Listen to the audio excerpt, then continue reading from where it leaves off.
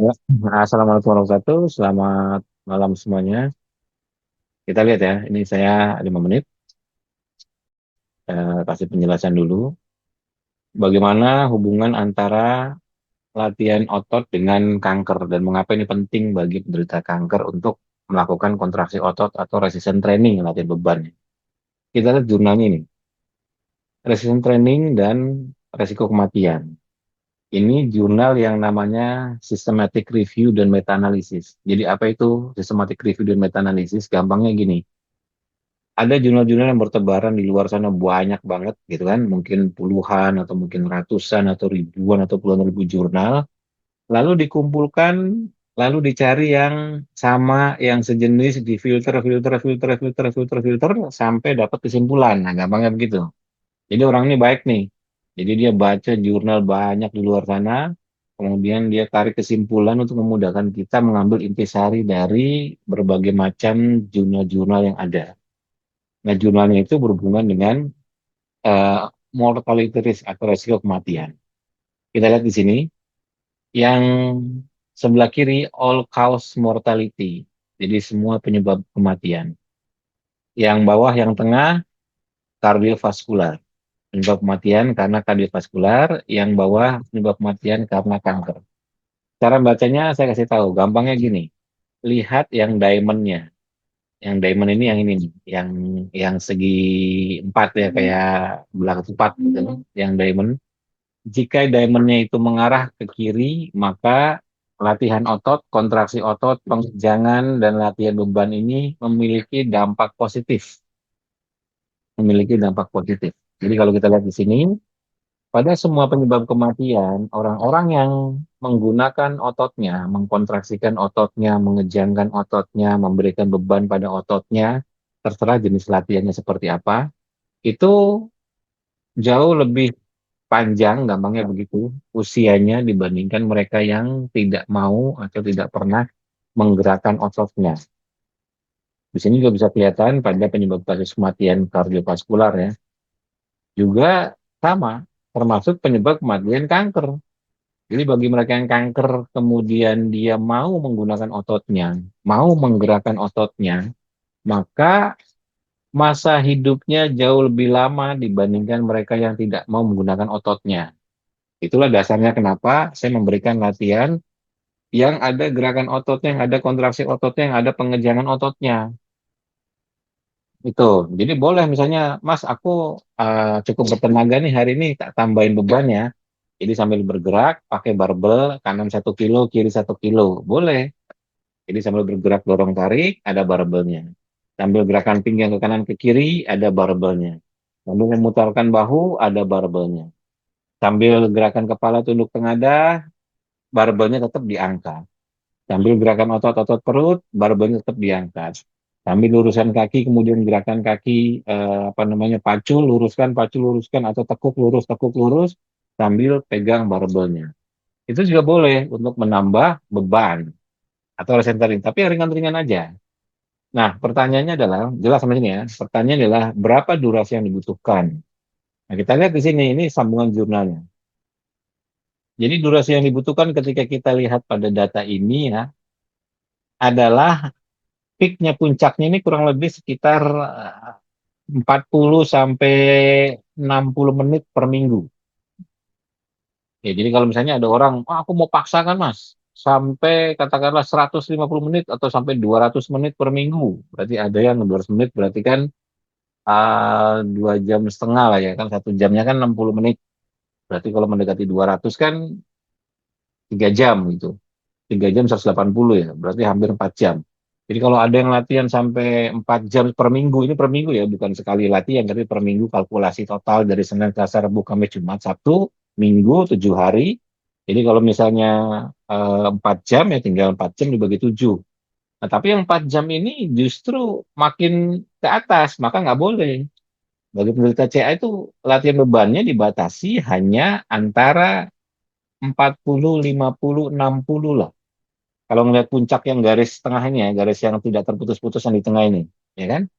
Ini paling enggak ya sekitar 40 sampai 60. Paling paling besar itu 60 menit per minggu. Jadi kalau 60 menit per minggu, maka anggaplah sekali latihan 20 menit, berarti kan seminggu 3 kali, ya kan? Seminggu 3 kali yang pakai kontraksi beban. Nah, ini karena kita ngelihatnya area bawah nih. Mentok-mentoknya ya sampai 100 menit masih boleh. 100 menit per minggu. Jadi artinya 100 menit itu 1 jam setengah, lebih dikit lah kurang lebih. Itu seminggu ya. Jadi kalau 20 menit, kemudian seminggunya 5 kali, ya kan? Berarti 100 menit. 20 menit kali 5, 100 menit. Nah, masih sesuai dengan jurnalnya tuh, masih bagus. Ya kan? Yang penting jangan sampai menuju ke garis yang R-nya 1,0 ini. Atau bahkan di atas yang 1,0. Jangan. Jadi jangan sampai mencapai 150. Kalau 100 nih masih di bawah nih, masih oke nih. Ya kan? Karena masih landai dia. Nah, itulah kenapa kemarin saya bilang untuk yang orang-orang CA wajib melakukan latihan otot. Wajib dilatih. Berapa lama? Ya seminggunya 3 sampai maksimal 5 kali. Jadi kalau bersemangat seminggunya 5 kali. Kalau enggak seminggunya 3 kali. Nanti sisanya latihan yang apa Mas? Ya sisanya silahkan latihan yang kombinasi lainnya. Jadi dibatasi sampai 100. Pokoknya cara bacanya gampangnya adalah selama itu berada di bawah 1,0, garis yang putus-putus 1,0 RR-nya ini ya, itu adalah area amannya gitu. Jadi kalaupun 100 kemudian ada yang bersemangat hingga 120 menit per minggu ya. Berarti 120 menit per minggu itu sekitar 6 kali kalau misalnya sekali latihan 20 menit. Berarti setiap hari tapi istirahatnya 2 hari, ya kan? Itu masih boleh. Tuh, jadi kemarin saya udah jelaskan seperti itu kan ada dasarnya. Kenapa jadi manfaat? Ya karena ketika kita latihan dengan kontraksi otot, ini hanya segambar ilustrasi saja.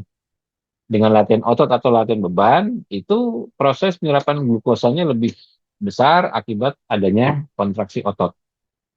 Maka saya pernah jelaskan pada setiap upaya untuk menurunkan gula berkontribusi terhadap penurunan atau melaparkan sel kanker kan itu.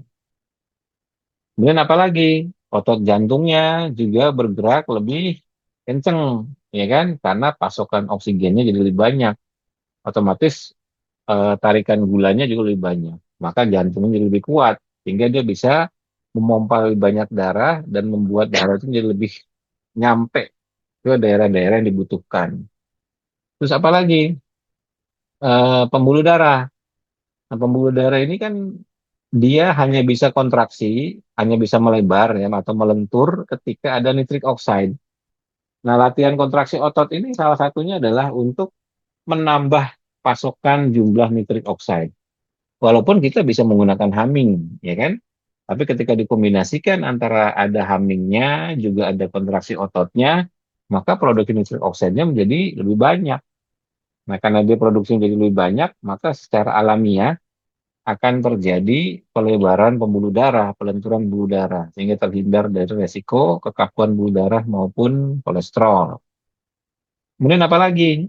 Setiap kali kita latihan kontraksi otot atau latihan beban, ya, maka akan menurunkan sitokin proinflamasi. Dia pasti menurunkan sitokin proinflamasi karena kita ada keluar keringat walaupun dikit. Nah, walaupun keluar keringat dikit, sitokin proinflamasinya akan turun. Nah, dampak yang paling penting terakhir adalah otot mampu untuk menciptakan interleukin 6.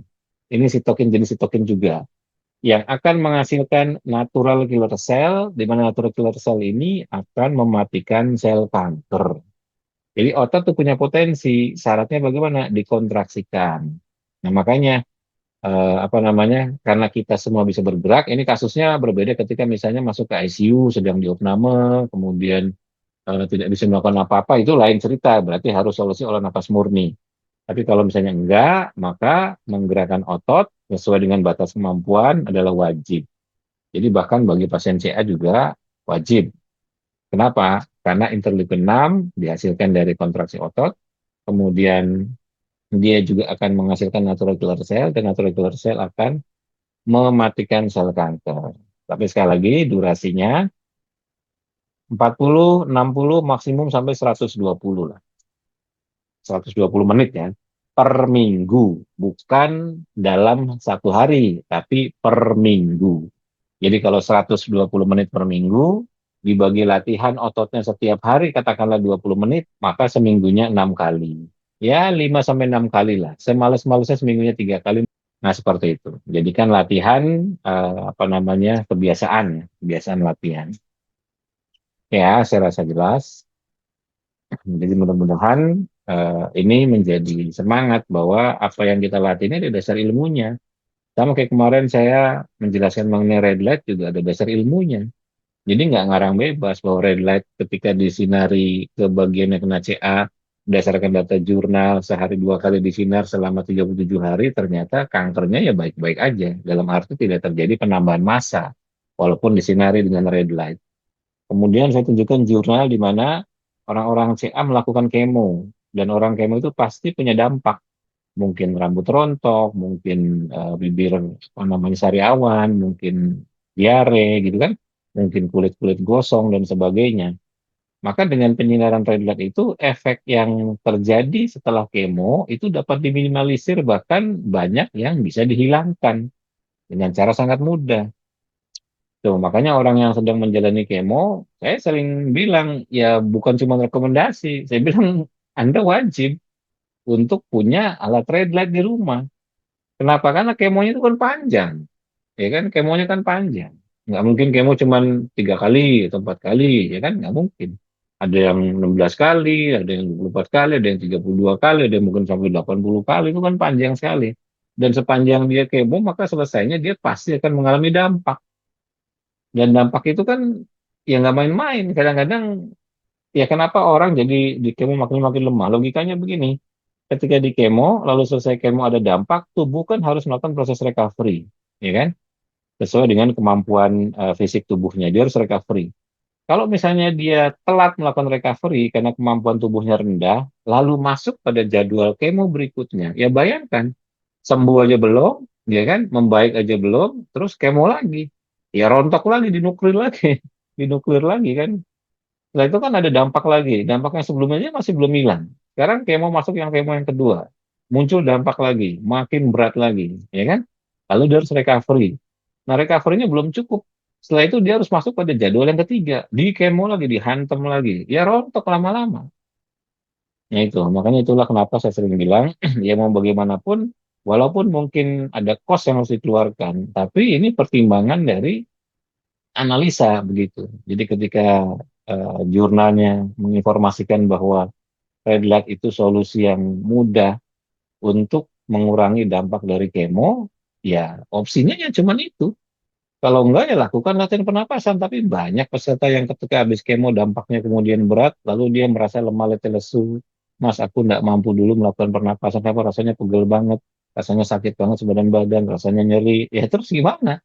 Ya kan red light nggak punya melakukan pernapasannya lemah letih lesu ya kan repot berarti dia hanya mengandalkan pada fisik tubuhnya untuk melakukan recovery secara alamiah iya kalau cepat kalau misalnya nggak cepat maka dia harus ketemu lagi sama jadwal kemo berikutnya nah itu maka saya sering bilang ya terutama yang privat ini saya selalu wajibkan ibu ibaratnya ya mau nggak mau atau bapak mau nggak mau memang ya ini caranya kalau misalnya enggak ya bapak harus melakukan upaya-upaya untuk menangkal dampak dari kemonya ini ada opsi yang gampang kemudian red light meningkatkan antioksidan itulah kenapa ketika di sinari dengan red light selesai kemo tubuhnya cepat recovery-nya karena antioksidannya ikut naik untuk membantu proses pemulihan ya ini semua ada dasar ilmunya juga ada dasar ilmunya tinggal kita mainkan di durasinya jadi durasinya antara 40 sampai 120 menit per minggu.